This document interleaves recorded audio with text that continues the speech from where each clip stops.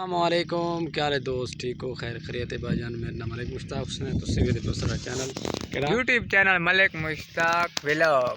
اچھا video vlog شروع کرم تو پہلے سارے کر لیں یوٹیوب چینل کو سبسکرائب تے بات کرنا ہے مزے دی ویڈیو اسٹارٹ۔ اچھا کیڑی مزے والی ویڈیو بناون آج لگے بڑی جلدی جلدی یار، مزیدار تے خوبصورت ویڈیو تے ویدے پے سارے پیچھے صفا ٹبے نظر آندے پین بالکل ماشاءاللہ۔ آج دی او ویڈیو پیچھے درخت اچھی تے بڑی خوبصورت ہے۔ یہ دس بھائی پیچھے درخت کیڑے نظر آندے پے؟ درخت نظر آندے پین کیونکہ اس درختاں دے وچ ساڈا شہر۔ اچھا ہاں جی دیکھ سکتے ہو ایڈو والے دیکھو چھوٹے چھوٹے یار درخت آندے تے سارے ٹبے جڑے چنگے گھنے کیونکہ جڑے گھاٹے درخت ہیں وہ جگہ تے ساڈا شہر۔ اچھا یہ دس بھائی جان ستوانا یہ ویڈیو تے دکھاونے کہ ہر پاسوں کیش بھائی ٹبے ٹبے ٹبے ٹبے تے آج دے ساڈا شہر چھوٹا جی آج دے ساری کچی جی بستی ہے یار، شہر نہیں کچی جی بستی ہے۔ تھوانا بھی خیسو کہ ہے ہر پاسوں بھائی جان ٹبے ٹبے تو نظر آسن کیونکہ بھائی تھوان روڈ شوڈ نظر نہ سی، نہ کوئی ٹریفک روڈ نہ سی، بالکل پرسکون مزہ سی الحمدللہ۔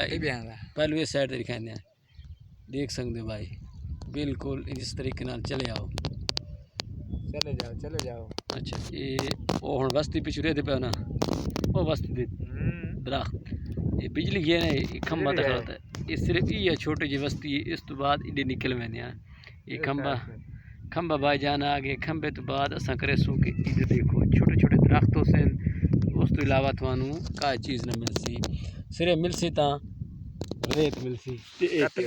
آئے آئے مزہ مزہ آج تب تین پتے پہ زیادہ مزہ آنے والا ہے کیونکہ ریت وچ پائیں بھائی مزہ کیوں نہ آوے، ریت دیے تو ہور نہ منا دی دیکھیں کرملی انج بنی پہ نہار بنائی کھڑوتا ہے۔ آئے آئے کی بات ہے چلی دس کیویں تیری طبیعت حال ہے؟ طبیعت کار میں بڑے پریشان ہیں۔ اچھا کیونکہ چینل بنائے تے ویوز نہیں آتے، بہت بڑی یار پریشانی والی گل ہے کیونکہ پریشان بہواں ہیں تے سپورٹ تو ساؤنڈ کرنی ہے۔ اچھا تے کامیابی اللہ سائیں دیونی ہے، بالکل محنت اساں کرنی، محنت کر کر 2 سال ہو گئے 3 سال دے وچ ہو گئے تے کوئی ویڈیو ایک بھی تمہاری ویڈیو نہیں گئی۔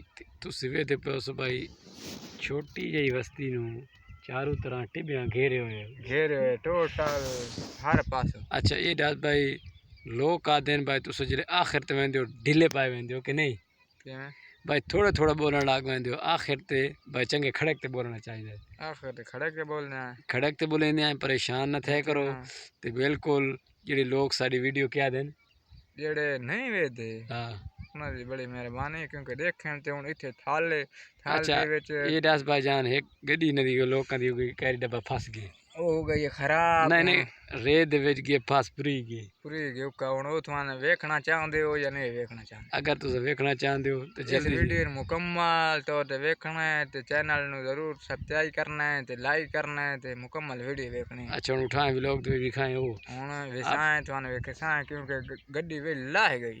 اچھا او قبرستان ہے تے قبرستان دی پرلی سائڈ تے ٹریکٹر بالکل اودے جی کیری ڈبہ لتھا پیا چلدے ہن اٹھی دے تے تھانوں وکھانا مکمل وکھاؤن تو پہلے ساڈا چینل نو کر لو سبسکرائب۔ ہاں ریت دے ٹبیاں دے کو گانا یار سنا، وہ گانا سنا یار ریت والا اے ویدے پے۔ اچھا ویدے تے پین یار ویکھ گانا نہیں آندا، اچھا ریت تھانوں اڑا کے ٹھیک ہے اگلی ویڈیو دے وچ تو وائنے دیکھاؤنا نال بھائی ملاقات کرنے مکمل ملاقات کر کے تھانوں وکھاساں کہ کیویں گڈی پھسی ہے، کی وجہ بنی ہے کیونکہ گڈی خراب ہو گئی کہ پھس گئی ہے، مکمل انہاں دے کول وائن تے پورا پوچھ دیاں۔ اچھا تھینک یو ویری مچ ٹرائیں کہ اچھا یار اٹھوائیں ہن انہاں دے کول وائن تے تھانوں وکھاساں۔ اچھا یار آخری بار ٹبر کھاویں نے اٹھوں ہاں بھائی آندا پیا